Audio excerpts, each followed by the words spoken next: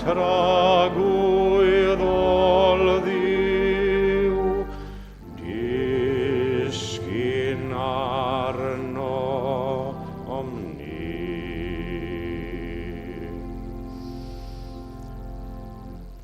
Bore da iawn i chi gyd a chroeso i'r oedfa foreol. Mae'n hyfryd i weld chi gyd yn aelodau yn gyfeillion ac yn ymwelwyr, a gobeithio gewn ni fendith o fod gyda'n gilydd y bore yma. Lovely to see you all as usual, and a very warm welcome to our morning service. And we begin with our opening hymn 223, 223.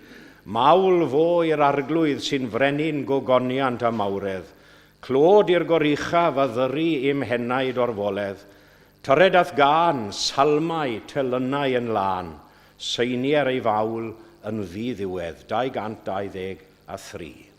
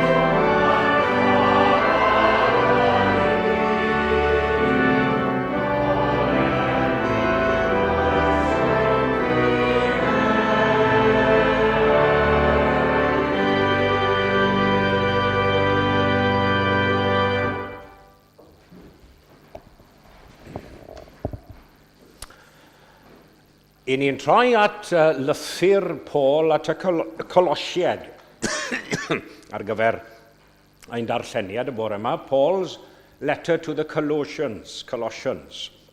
We're on page 567 of the bilingual testaments, and I'm reading from verse 1 to 14, and if you follow the reading, verses 13 and 14 there at the end of the reading will be our text for this morning's sermon. So we're in Colossians chapter 1, verses 1 to 14. Paul, apostol Christ Iesu trwy ewyllus Duw, a Timotheus ein brawd, at y saint yn Colosia, rhai ffyddlon yng Nghrist, gras a thangnefedd i chwi oddi wrth Dduw ein tad. Ar ydym bob amser yn ein gweddiau yn diolch amdanoch i Dduw tad ein harglwydd Iesu Grist, oherwydd i ni glywed am eich ffydd yng Nghrist Iesu, ac am y cariad sydd gennych tuag at yr holl saint. Dybeth sy'n tarddu o wrthrych eich gobaith sydd yng nghadw yn y nefoedd i chwi. Glywsoch eisoes am y gobaith hwn yng ngair y gwirionedd, yr efengil sydd wedi dod atoch. A mae'r efengil yn dwy'n ffrwyth ac yn cynyddu trwy'r holl fyd, yn union fel y mae hefyd yn eich plith chwi. O'r dydd y clywsoch am ras Duw a'i am gyffred mewn gwirionedd. Dysgasoch hyn oddi wrth Epaphras a'n cydwas annwyl sy'n wenidog ffyddlon i Grist ar eich ran. Ac ef sydd wedi'n hysbysu ni am eich cariad yn yr ysbryd. Oherwydd hyn, o'r dydd y clywsom hynny, nid ydym yn peidio a gweddio drosoch.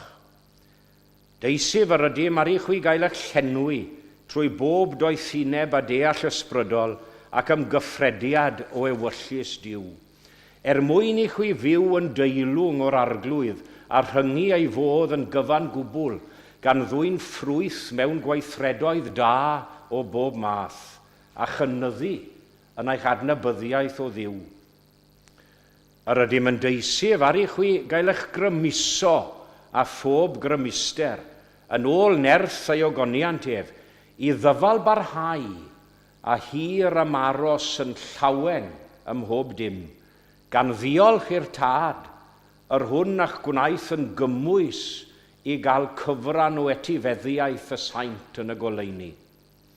Gwaredodd ni o afael y tywyllwch, a'n trosglwyddo i deyrnas ei annwyl fab.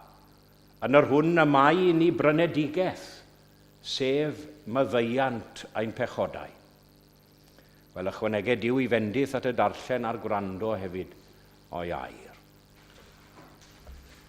Ac fe unwn ni gannu unwaith eto ein hael emyn y bore yma 709, 709.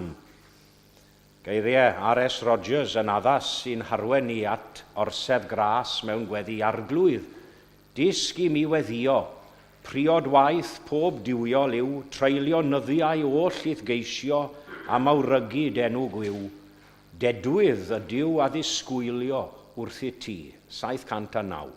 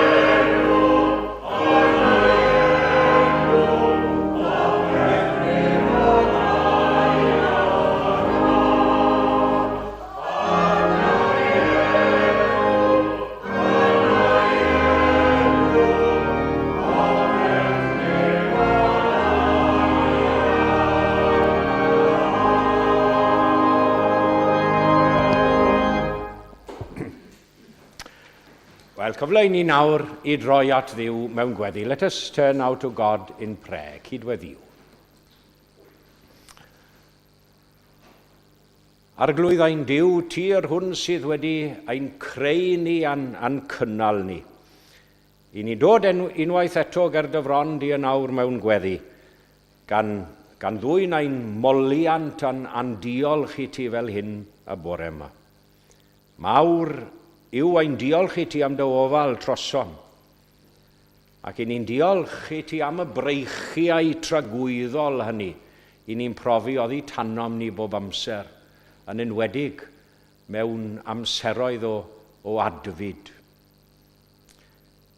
Lord God, as we bow before you now in prayer this morning, we come as always in every service to rededicate ourselves to you, to commit ourselves afresh to your service and to declare once more our faith and belief in you and in your Son, our Lord Jesus.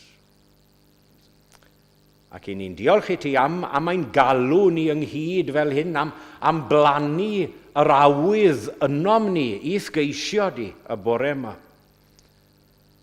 A diolchwn i ti am y fraint arbennig o fod yn perthyn i Eglwys Iesu Grist ar y ddeiar. Cymdeithas o gredinwyr a dilynwyr oedd fab ar y ddeiar. Braint, meddwl ein mynd i'w gael cymdeithas gyda'r saint. Ac i ni yn diolch i ti am y gymdeithas honno. Ac i ni'n diolch i ti am y saint hynny, y rai hynny a fi'n ddylanwad arno ni. Y more oes, aelodau teulu falle, y thrawon ysgol Sul ac y thrawon dyddiol. A'r rhai fi yn ein tywys ni, ein dysgu a'n tywys ni ar hyd y llwybr sydd yn ein harwain ni at fywyd rhagwyddol. We come now conscious as ever for all that you have done for us, for your great faithfulness, your unfailing mercy, and your constant forgiveness for all our failures and shortcomings. Though we often stray from your side, as it were, stray from the fold, you patiently draw us back again. Though we so often disobey your will, still your love and concern continues for us. Help us now to be more worthy followers of you and more worthy of the name of Christians in the world. Ac i ni'n diolch i ti am dy eglwys ar y ddeiar. I ni'n diolch i ti am y lle hwn yn arbennig ar holl eglwysi eraill hynny a gynrychioli'r yma y bore yma. Ac i ni'n troi ata ti nawr mewn edifeirwch gan ofyn ar i ti drigarhau wrthom ni, a drigarhau wrthom ni fel dy eglwys di yn y dyddiau rhain, y dyddiau lle mae gymaint falle o ddifaterwch a dihydrwydd ynglyn â eglwys di. Glanhad y eglwys Iesu mawr, dyna emyn arall sy'n sôn am ei grym hi yw bod yn lan, sancteiddiau gweddi yn y gwaith a ffira hi yn y tân. Dyna yw ein gweddi ni, y bore yma dwi'n siŵr. And we pray for your blessing on our gathering this morning, on our service. And pray that we will feel and experience your presence now as a real and living force moving amongst us this morning. Moving and working in and through your Holy Spirit as we come before you now in prayer and in praise. Ac wrth eisif am dy fendith arno ni fel dy bobl y bore yma i ni'n cofio fel ym mhob oedfa yn dyner iawn am y rai hynny sydd yn afiach yn dost ar hyn o bryd. I ni'n meddwl am rai o deulu ffydd yma yn yr eglwys hon, sydd yn gwynebu cyfnodau ansicr iawn. Ac i ni'n gofyn ar i ti fod gyda nhw yn gefn ac yn gymorth iddyn nhw nawr ar daith bywyd. Bydd gyda ni felly wrth i ni osod ein hunain yn awr yn dy law gadarn a thragwyddol di. Ac i ni'n gweddio ar i ti ein harwain ni, ein harwain a'n cyfarwyddo ni ym mhob peth. A gweddio na profo ni o ddylanwadau yr ysbryd glân a'i effeithiau dwyfol arnom ni, bob yr un ohonom ni. A mi ni ofyn y cyfan oll yma ynghyd am y ddeiant a'n hamal troseddaeth erbyn di ac yn erbyn ein gilydd. A mae'n bod yn gofyn y cyfan yn enw ac yn heiddiant Iesu ei hun. Amen.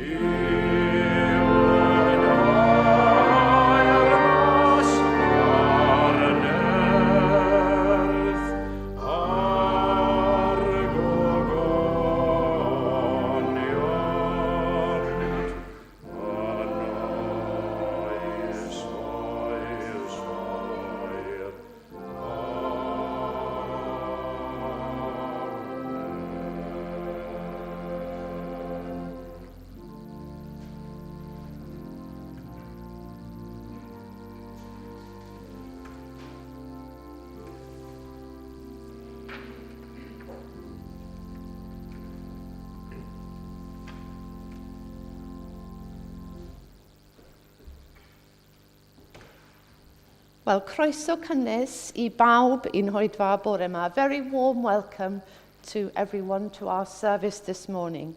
A diolch hwn i'n gweinidog am ei arweiniad ac I Paul am ei gyfraniad wrth yr organ. There'll be a Bible study group here today at 4:30 and an evening service at 6 o'clock.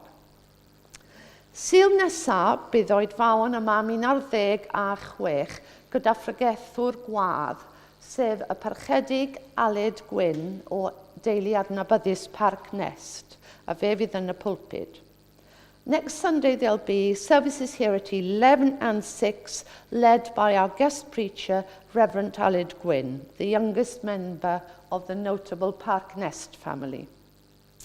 He's been here in the pulpit many times, and I know that we always enjoy his visits.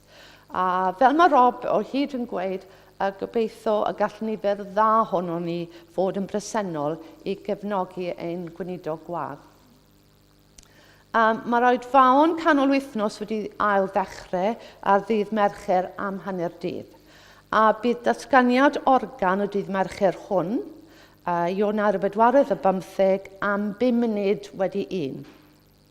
The next Gling Lang Memorial Organ Recital will be this Wednesday, January the 19th at 1:05, with Michael Hodges, former organ scholar at University College Durham, performing.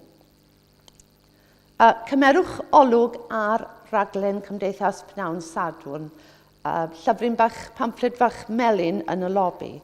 A mae'r cyfarfod cyntaf ar Chwefror y 5 am 2:00. And the first meeting of our Saturday afternoon society is on February the 5th at 2:00 with Bethan Whitall, Reverend Mike Parry's daughter, giving a talk about memories of childhood in Leytonstone. Now, here's a date for your diary and a treat. Te Partir Delanores Wallgof, the Mad Harpists Tea Party. Ar Bnawn Sadwrn, Ionawr yn 90 am 1:30 ar gyfer 3:00. So that's Saturday, January the 29th at 2:30 for 3. A bydd Manon yn rhoi datganiad ar ei thelyn tra bod gan ei lleidfan mwynhau te a thesennau. Mae'n swnio'n gyfuniad gwych yn diwe. And tickets are £10, so please bring cash. Cofiwch ddod lawr I gael te neu goffi a sgwrs ar ôl yr oedfa. Ac yn nawr bydd ewn o'n amgylch I dderbyn eich rhoddion. Diolch yn fawr.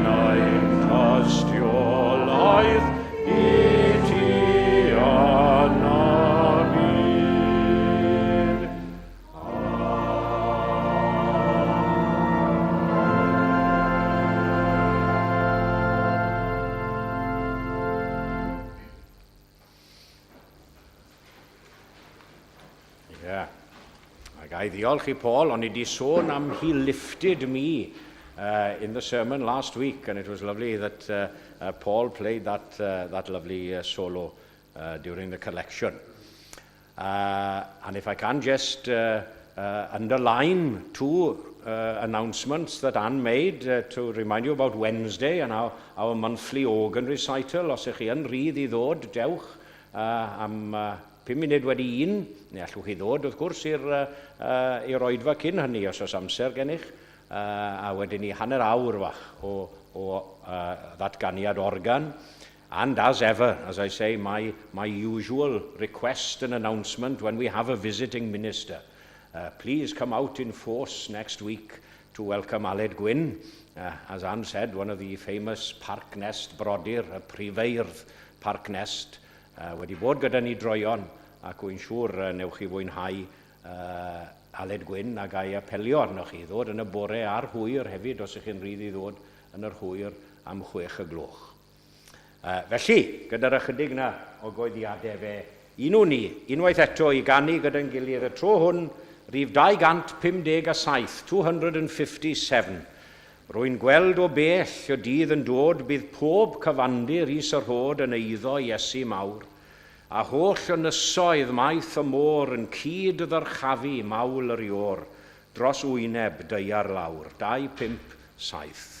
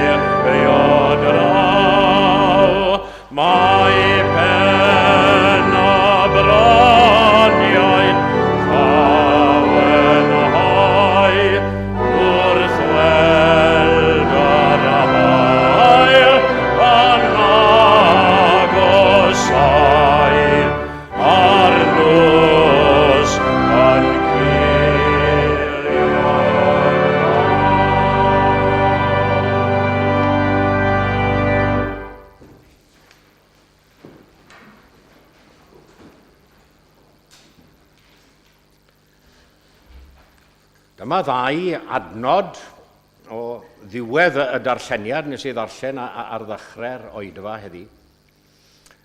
Gan ddiolch i'r tad, ar hwn a'ch gwnaeth yn gymwys i gael cyfran weti feddiaeth saint y goleuni.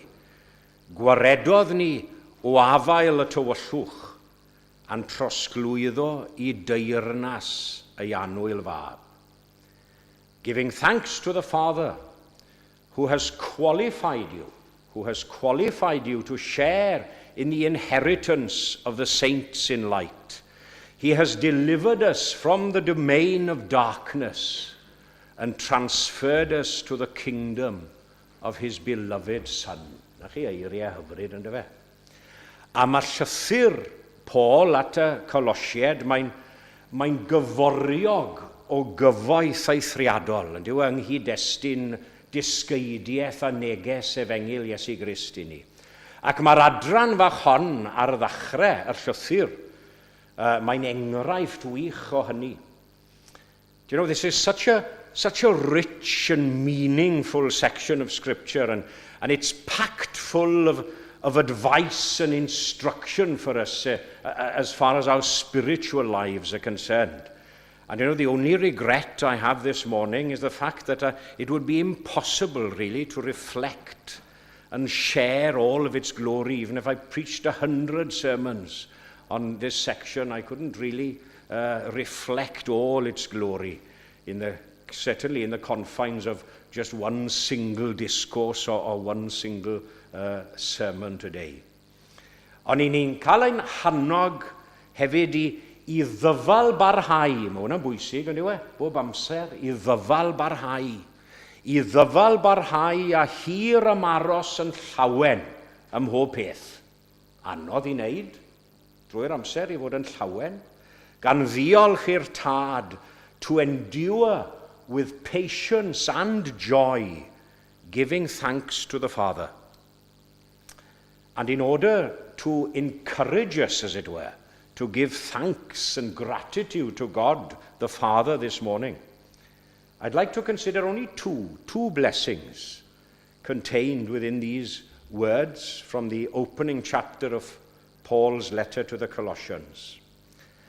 A mae'r cyntaf yn ymwneud â'r dyfodol, etifeddiaeth y saint, the inheritance of the saints. That's the future, a future blessing. A mae'r ail yn ymwneud â'r gorffennol, the past. That's the second blessing. He has delivered us from the domain of darkness. Gwaredodd ni o afael y tywyllwch. Felly, mae'r fendith gyntaf yma yn ymwneud â'r dyfodol, rhywbeth yn ymwneud â'r dyfodol, giving thanks to the Father who has qualified you to share in the inheritance of the saints of light. Now, an inheritance is something which we usually look forward to in the future, don't we? If we are of a certain age, that is. But it's also something as well to be experienced in the present as well. When we have an inheritance, it's a very present and timely blessing as well. Chimod, mae'n ffaith anffodus iawn, yn diwe, bod sio gymaint o gwmpo mas teuluol ynglyn ag etifeddiaeth. Yn dos?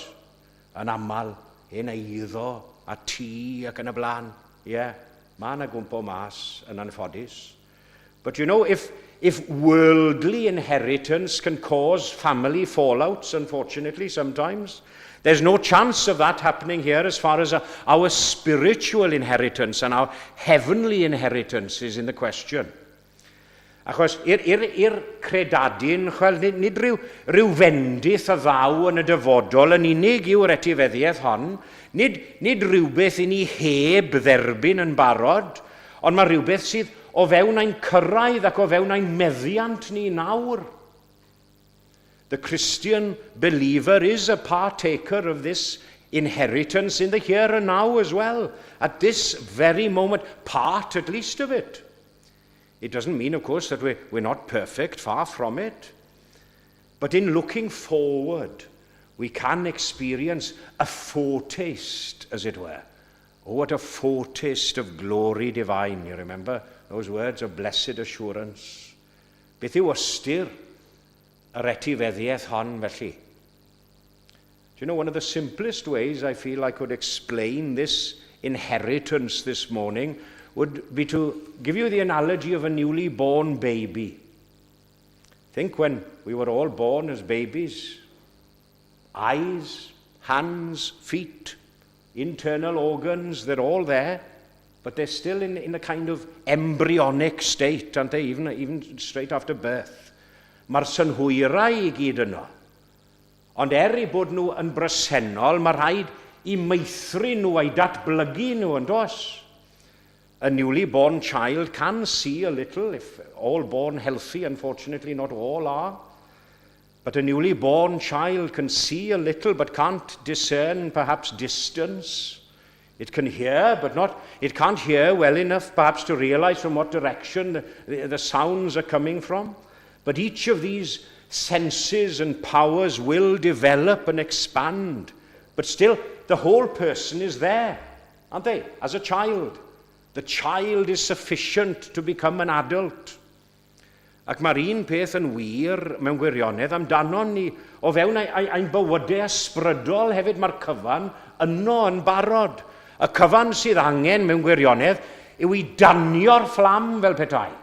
I danio'r fflam a datblygu a meithrin yr ochr ysbrydol yma o'n bywydau ni, a hynny trwy dylanwad yr ysbryd glân arno ni. Think of it just as a tiny acorn, dear me. Isn't it marvelous? A tiny acorn. Within that tiny acorn you have all the roots, the great roots of the tree, the branches and the leaves of the future tree. It's all there. All is required for it to develop in the right circumstances and brought out in its fullness to to have good soil and nourishment. And so, with each and every one of us, there is the potential, the sufficiency for the inheritance of the saints of light. Does dim angen plannu dim byd newydd nag os. Does dim angen coeden newydd, mae'r cyfan yno'n barod yn aros i'w fagu a'i feithrin. All that's required is that God, in his love and mercy, would nurture and grow and increase within us until we enter into this inheritance, as it were, of the saints of light. Chi'n cofio emyn islwyn gwel uwch law cymylau amser, lot o ganu ar yr emyn as lawer dydd, ac wrth gwrs oedd Dan Jones, Ferndale, wedi defnyddio'r geiriau fel rhan o anthem. Chi'n gofod yr anthem yn boblogaidd yn y cymanfaoedd slawer dydd, gwel uwch law. A'r pennill hwnnw sy'n sôn fel hyn, mae fy nghalon brydd yn llamu o'r foledd dan fy mron yn y gobaith am feddiannu beth? Am feddiannu yr etifeddiaeth ddwyfol hon. Hapus dyrfa sydd â'i hwyneb tua'r wlad. Yeah. Ac mae'r ail fendith yn ymwneud â'r gorffennol fel petai.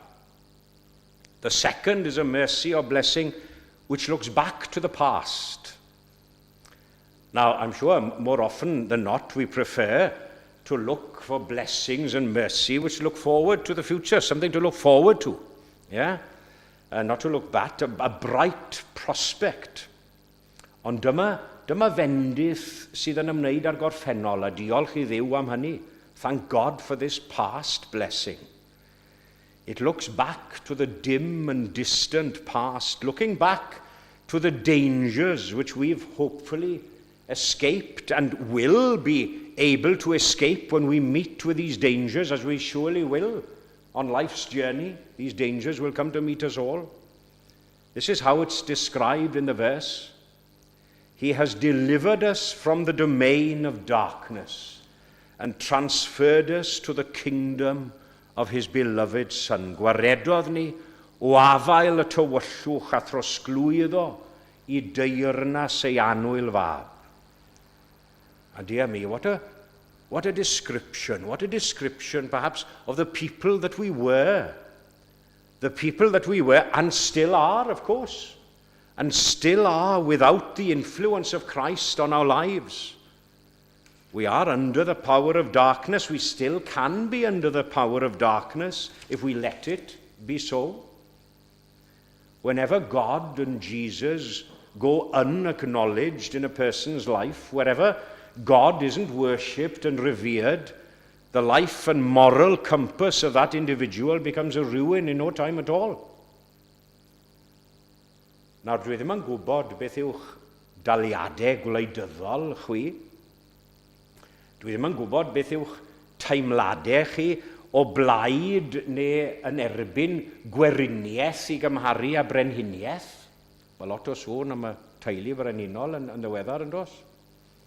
Do you know, a republic, yes, a republic, it may sound very nice to some in theory. And I'm not disagreeing with anyone who might hold such political views. Everyone's entitled to their opinion in such matters. But you know, in spiritual matters, I'd say the very last thing you want is a republic. We need a kingdom. We need a kingdom and Jesus as our ruler and king. Dim ond Crist ei hun sydd I dairnasu yn fy mywyd I, a dwi ddim am gael dim amheuaeth ynglyn â hynny. Dwi am ildio fy ryddid fel petai. Ildio fy ryddid fy hunan iddo fe yn gyfan gwbl. Give up your liberty. Give up your liberty and then you shall be truly free. Make me a captive, Lord. Then I shall be free. Yeah, he has delivered me. He has delivered us from the domain of darkness and transferred us to the kingdom of his beloved Son. Ie, teyrnas ydyw na ddiflanna. Rhodiau deiliaid oll yn beth yn rhydd na'r peth. rodiau deiliaid oll yn rydd, a phan syrth go gonian danian, harddwch hon yn fwy fydd. A hynny ar gogoniant i'w enw. Amen.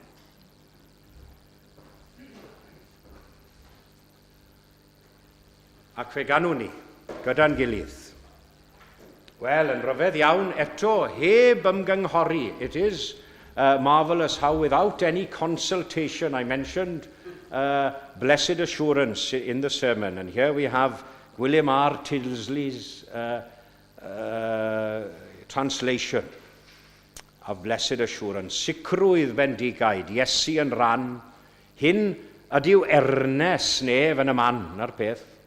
A'r iachawdwriaeth prynaint a wnaed, ganed o'r ysbryd, golchwyd a'i waed. Dyma fy stori, dyma fy nghân, canmol fy ngheidwad, hawddgar y glan, 396.